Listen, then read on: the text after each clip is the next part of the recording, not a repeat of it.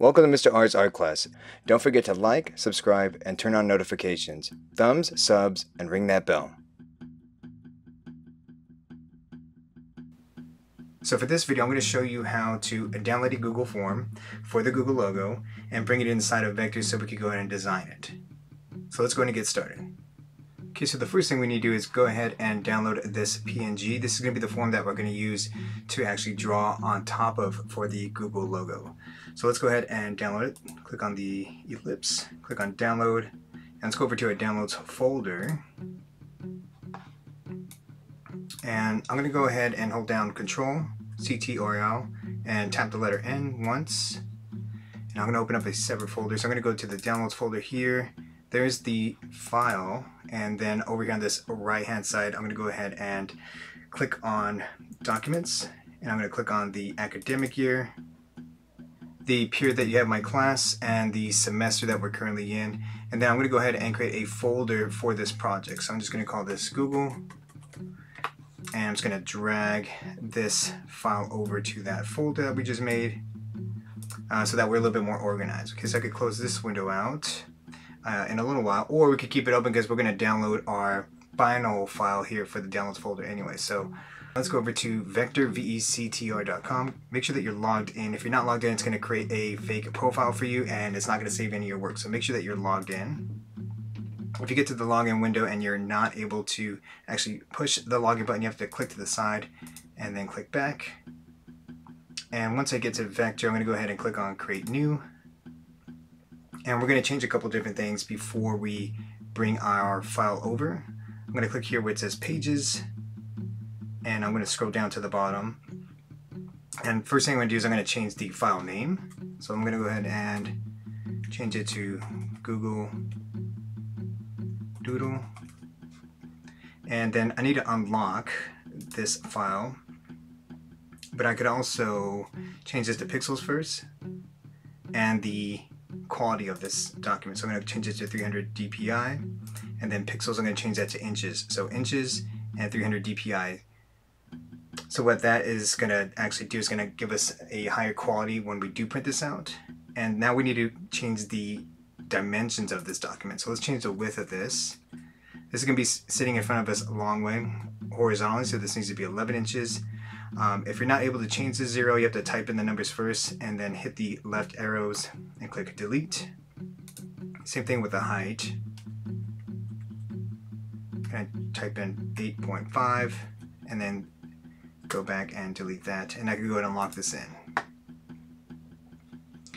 And I'm going to click off of this, give myself some more space here to illustrate. I'm going to close that window here, this little arrow down here. I'm going to hit Control and 0. And now what I'm going to do is I'm going to go ahead and upload the image from Microsoft Teams that we just downloaded. So I'm going to click over here, Upload Image. And I'm going to go over here to Documents, the academic year that we're currently in, the period that you have my class, the semester we're currently in, and then the folder that you created. So there's the document there. Okay, so when you import the image, we need to go ahead and click on it, make sure it's selected, and then click on this open window. And here are the dimensions of this document right now, so we need to go ahead and change that. Let's click on the lock here. I'm going to change the width of this to 11, and then the height to 8.5. And then go ahead and click on the lock. And we can change the position here to 0, 0. And that's going to put that right over the canvas. And now I'm going to go over here to layers. I'm going to lock this image in because I don't want this image to move around. And now I could go ahead and start editing this image. If it gets out of view, you could just hold down Control 0 or Control minus. And you can zoom in on different parts here. You just have to bring back this tools window. And you can zoom in on different parts here. So let's zoom in on certain parts. I'm going to close that out. And what we need to do is you can start filling in this form.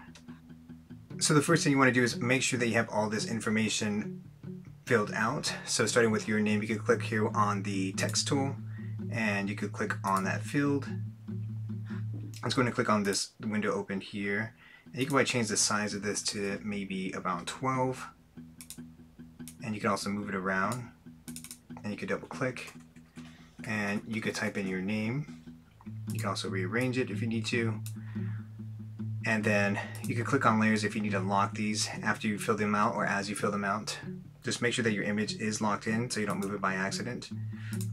So fill out this whole section here with your name, the grade level that you're in, the school information. I'll give you that separately. And then over here on the right hand side, you want to fill in your parent or guardian's full name.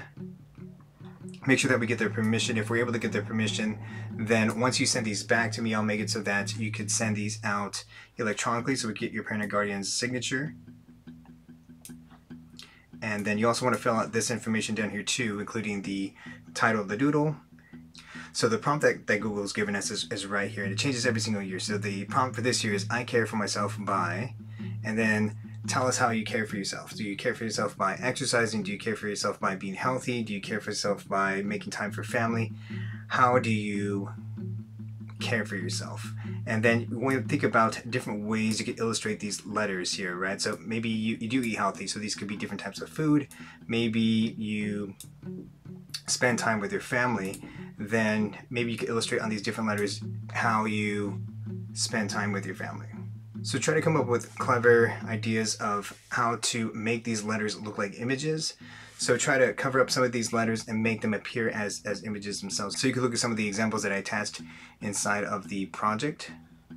And then also, based off of maybe some of the main things that are going on in your doodle, make sure when you title your doodle that that kind of reflects that idea that you're trying to get across inside of your doodle. So make sure that the title kind of includes the main idea, the main point that you're trying to get across inside of your doodle for Google.